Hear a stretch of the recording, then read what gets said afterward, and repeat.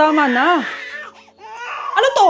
Wala na namang ulam? Mahal, pangako bukas may kakainin na tayo. Sinabi mo rin yan kahapon. Paano tong anak natin, ha? Paano natin ito bubuhayin? Mahal, please, magtulungan tayo. Makakaahon din tayo dito. Ayoko na. O ito, ikaw na maghalaga niyan. Mahal, please, wag mo naman kaming iwan. Babalik na ako sa dati kong buhay. Sa buhay na nakakakain ako na masarap. Sa buhay na nakakapag-party ako. Sa buhay na prinsesa ako. Ayoko na ng gantong buhay. Mahal, please, babawi ako. Kaya mo na yan. At wag mo na ako gugulin, ha?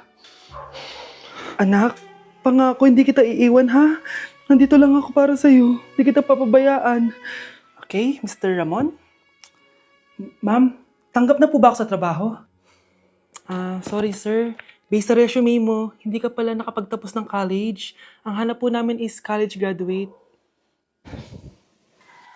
Uy, Ramon, mukhang galing ka sa interview, Natanggap ka? Hindi nga eh. Baka may alam kang pwede kong pasukan ng trabaho. Pwede ako. Sige, sabihan kita, ha? Salamat, Susan. Dami naman basura dito. Ramon! May hiring daw yung kakilala ko at pwede ka daw doon magtrabaho. Ha? Talaga? Sa wakas, mabibilin ko na lahat ng pangangailangan ng anak ko. May anak ka pala? Oo. Iniwan kami ng nanay niya dahil di niya kaya tong gantong buhay. Hayaan mo, hindi mo deserve yun. Wow, ang bilis. May pumalit na agad sa akin. Mali ka nang iniisip. Alam mo ba, Ramon, nabibili ko na lahat ng gusto ko ngayon. Kumakain kami sa magandang restaurant at nakatira ako sa mansyon. Ha? Honey, tara na. Ipag-shopping pa kita mamaya. Baka malit pa tayo sa dinner natin. Okay, honey, papunta na. At ikaw babae ka. Kung ayaw mong masira ang buhay mo, layuan mo yung lalaking yan.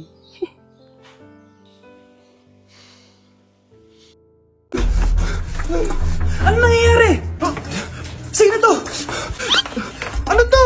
Hoy! Takuri ba to? Ba't ang dumi? Ba't gumagalaw? Ako, si Beanie the Genie. Hala, totoo pala yung mga genie. Akala ko sa TV lang sila. May 3 kang wish. Gamitin mo to ng maayos. May wish ako? Matutupad na lahat ng gusto ko. A few moments later. Anak! Yes po, Nay? Wala na tayong pera! Wala na din tayong makain! Ha? Di ko na alam gagawin ko! Wait lang, Nay! Wish ko, sana maging mayaman ako! Your wish is my command. Oh, gamitin mo to. May laman tong $1 billion.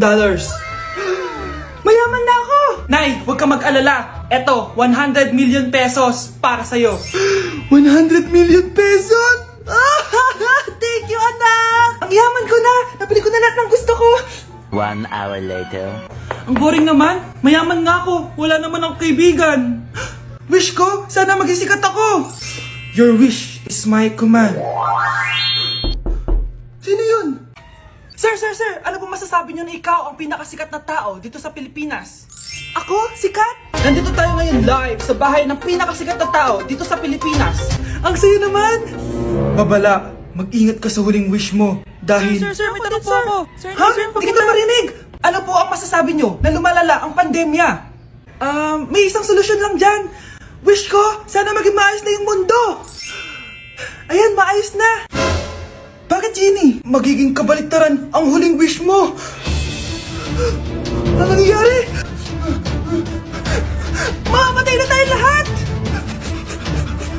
Happy birthday, anak! Anong wish mo sa birthday mo? Ang wish ko, sana magka-tablet na ako para makapaglaro na ako ng Roblox. O sige, pag natulog ka, pagkagising mo, may tablet ka na.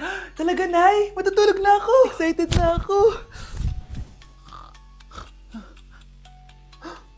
Totoo nga. May tablet na ako. Happy birthday, anak! Ang bilis mo naman lumaki. Teenager ka na agad. Anong wish mo sa birthday mo? Hindi na ako mag-wish ng mga bagay, Nay. Ang wish ko lang, sana maging happy family tayo palagi. O sige, matulog ka ha. Pagkagising mo, matutupad yung wish mo. Opo, Nay. Nay? Nay! Nay? Ba't walang tao dito? Kuya? Ate? Teka, si Kyle ba yun? Lumabas ba sila, Nanay? Nay! Kyle? Anong ginagawa mo dito sa labas? Hinahanap ko po sila, Nanay. Oh, Kyle! Nandiyan ka lang pala. Balik ka na doon sa bahay. Naghihintay na si nanay. Talaga, ate? Yay! Tita, sama na kayo. Sige, tara. Kyle! Nay, happy family na ba tayo? Oo naman, anak. Yay! Scarlett, anong nangyari sa kanya? Patay na si nanay, pati yung dalawa naming kapatid.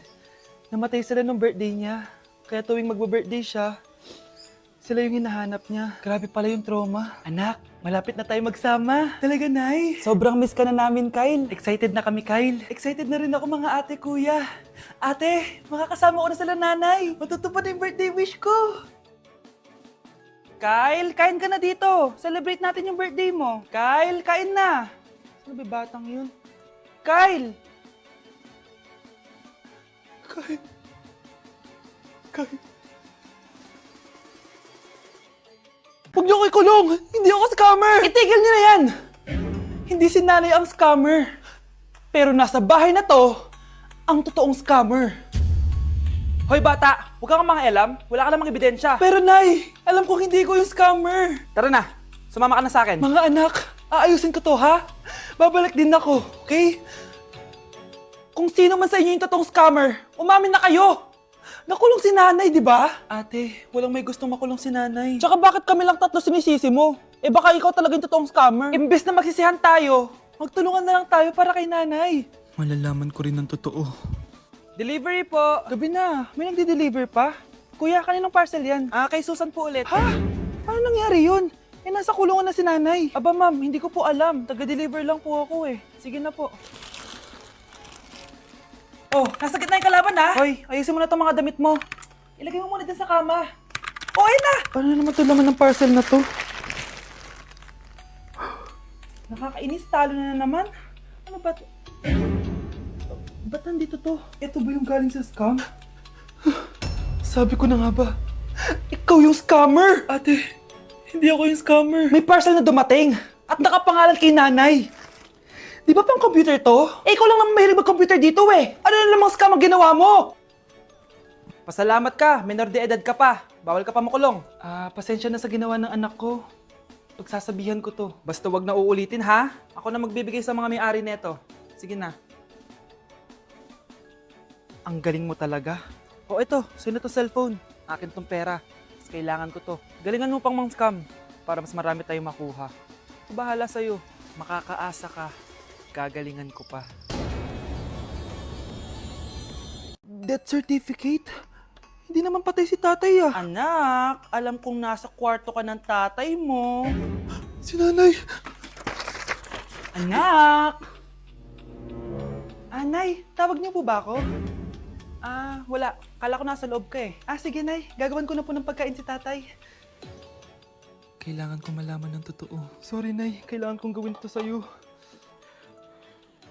Nay, eto na po pala yung pagkain ni tatay. Ginawan din po pala kita. Buti naman naisip mo pa ako. Thank you anak ha. Welcome nay. Mahal, kain na tayo. Gumana yung plano ko. Kailangan ko na humingi ng tulong. Ang galing mo din Scarlett, no? Pero mas magaling ako. Nay, hindi ka nahimatay. Anong akala mo sa akin? Tanga? Inamoy ko yung pagkain na binigay mo sa akin. At kaamoy niya yung lason na nilalagay ko sa pagkain ng tatay mo. Ang sama mo, Nay! Well, kailangan ko ang pera ng tatay mo. Inasawa ko lang naman yan kasi mayaman siya. Ipapakulong kita sa ginawa mo kay tatay. Sa tingin mo maniniwala sa'yo ang mga pulis? May CCTV tayo sa bahay. Kitang-kita dyan na ikaw ang gumagawa ng pagkain ng tatay mo. Kanina pa nasa kulang mga pulis. At naririnig nila lahat ng sinasabi mo. Mga pulis? Nasaan na siya? Nakakatakot! Matalino ako, Scarlett. Alam kong gagawin mo yan. Binayaran ko ang mga pulis para din nila kulihin. Pera-pera lang. Walang iya ka talaga, Nay. Mama ka na sa akin. Itali nyo na yan.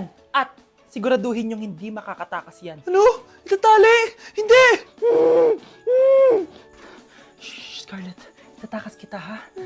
Alam ko lahat ng baho ng nanay mo. Tita? Scarlett? May kausap ka ba? Nandiyan na si nanay. Bilisan mo. Paparating na siya. Bibilisan ko na. Wow! Gising na siya! Ang pala mo nandito sa bahay. Nay, wag ganyan please. Alam mo, bilib din ako sa'yo eh. Wala na nga tayong makain, nagpabuntis ka pa. Buti pa yung anak ni Rosa, pag-aaral ay natupag. Nakakawalang gana! Yan, umalis ka! Diyan ka magaling! Kasalanan mo to! Sinira mo yung future ko! Ate, please, tigilan mo yan. Walang kasalanan yung bata. Hindi! Dahil dito, galit sa akin si nanay. Kaya dapat mawala na to! Ate, wag! Ate! Anak, kain ka na. Nay? Sorry anak ha sa mga sinabi ko. Hayaan mo, babawi ako sa'yo ha. Thank you, Nay.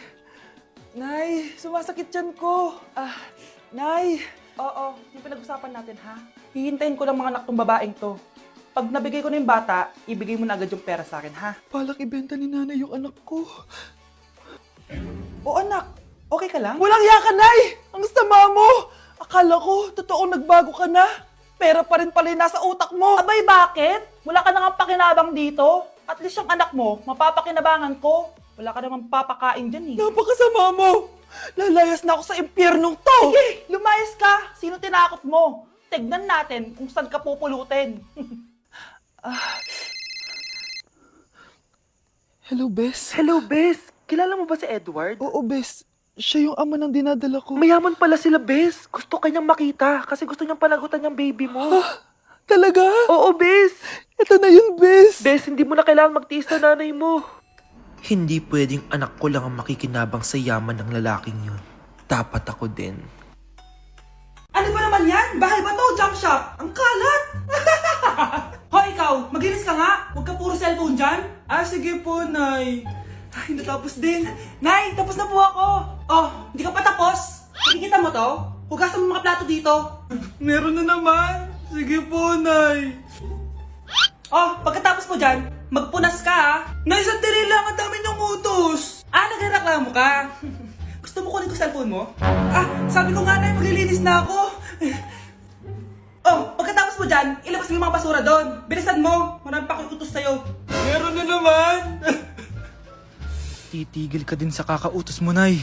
A few moments later. Yan! Nakiga ka na naman! Tumayo ka nga! May utos ako sa'yo. Nay, masama po yung pagkaramdam ko. May sakit ka? O sige, ako na lang maglilinis. Magpahinga ka dyan, ha? Sige po, Nay.